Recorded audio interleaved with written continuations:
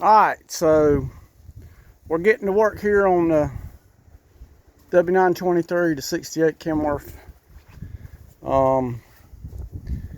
We went and got some parts today, and we had some parts come in, so we're getting ready for the front suspension here and the rear suspension.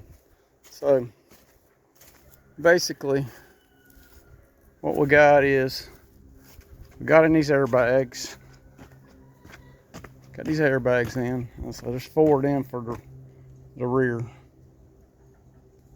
And then we took and got these rear springs bushed. Got new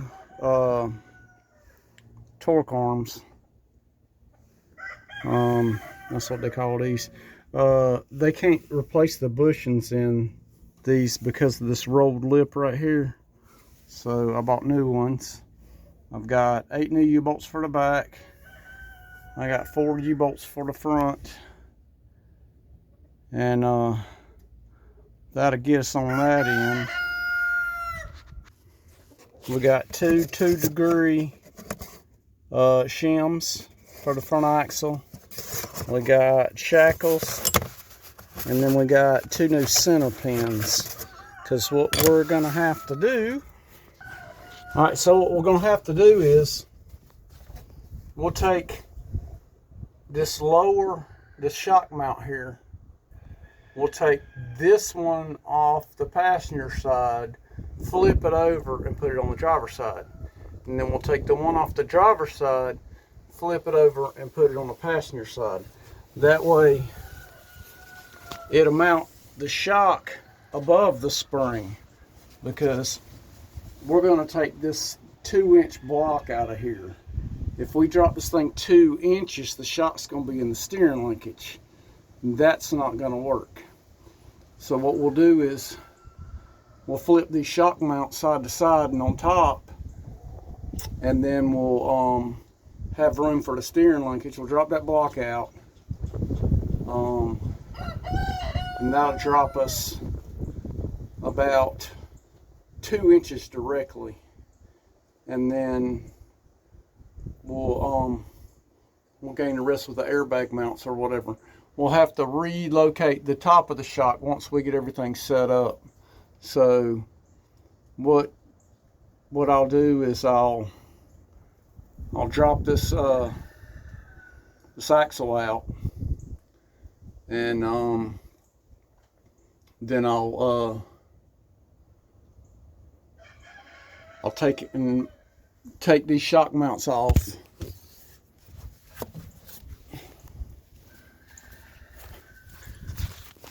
Break the center pin loose on this this new spring, and bolt that shock mount on top, and then put a new center pin in there, and then we'll be ready to bolt.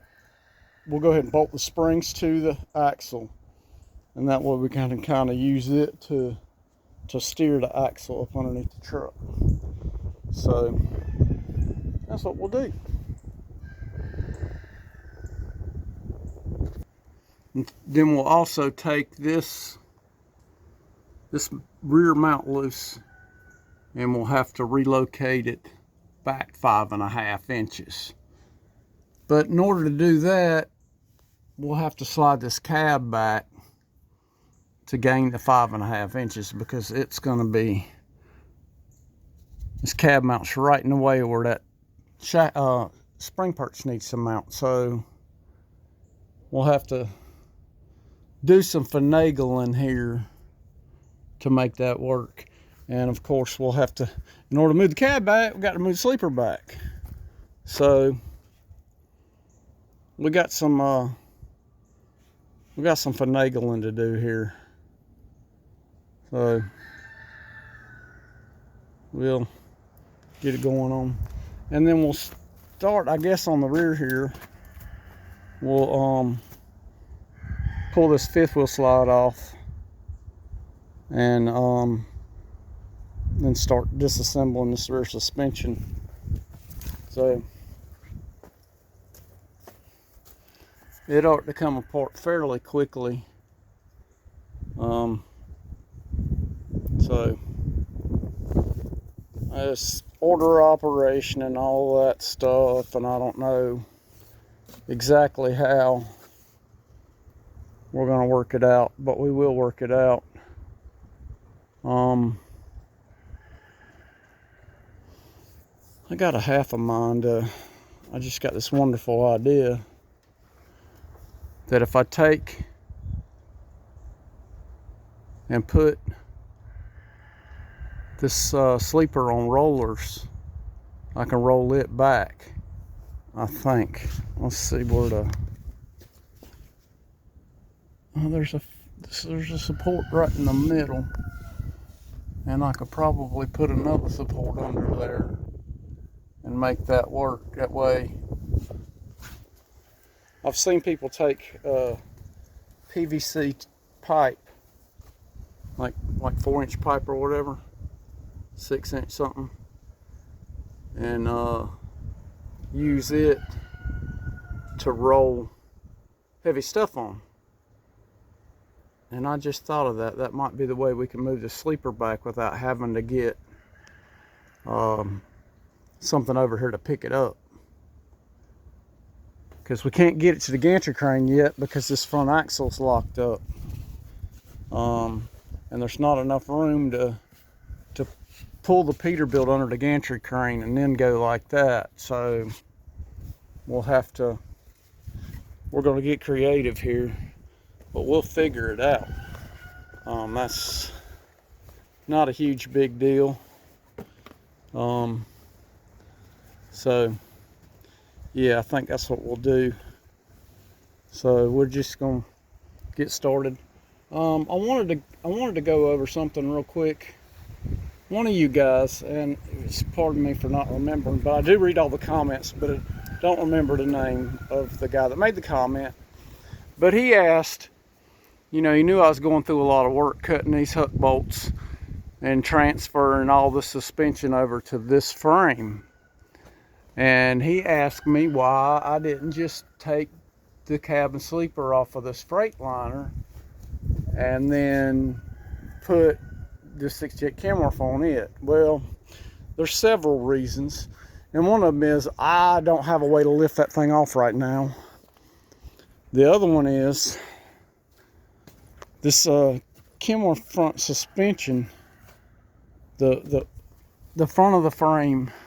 This is the frame extension right here. It bolts on right here. And then it's got these receivers in the front. And the bumper that I bought, which is right there, you see it's got the square holes cut in it for these tow hooks. So, but that's one reason right there. This frame is designed for the bumper that I have already. And then the other is I really don't have anything to lift that cab up with, and so that big sleeper. And then, like I said, this is already kind of mounted on here. Like I said, it needs to come back, but it's basically on here already. So that's kind of why we're going the way we're going. So that's what we're doing, and it'll be okay, and we'll just go on from there. And I just had another idea, my little roller deal. I have to take these sleeper mounts off to make it roll because of these tank mounts here. But still, not an impossible task, and we'll figure it out. So y'all hang tight and I'll show you. But right now what we're going to do, I think, is go ahead and drop this axle out and get these shock mounts out of here and bolt these springs to this axle and have it ready to go in. So I think that's what I'm going to do, because I don't think it's much stuff to take off, and I can make quicker progress doing that. And then I'll jump back here and unlatch everything, get these chains and binders off of here, and start breaking this suspension down. And so my idea is to somehow crib this frame up high enough where I can roll these axles out from underneath the here, and then crib this one up, roll these axles out from underneath it, and then roll them back up under it,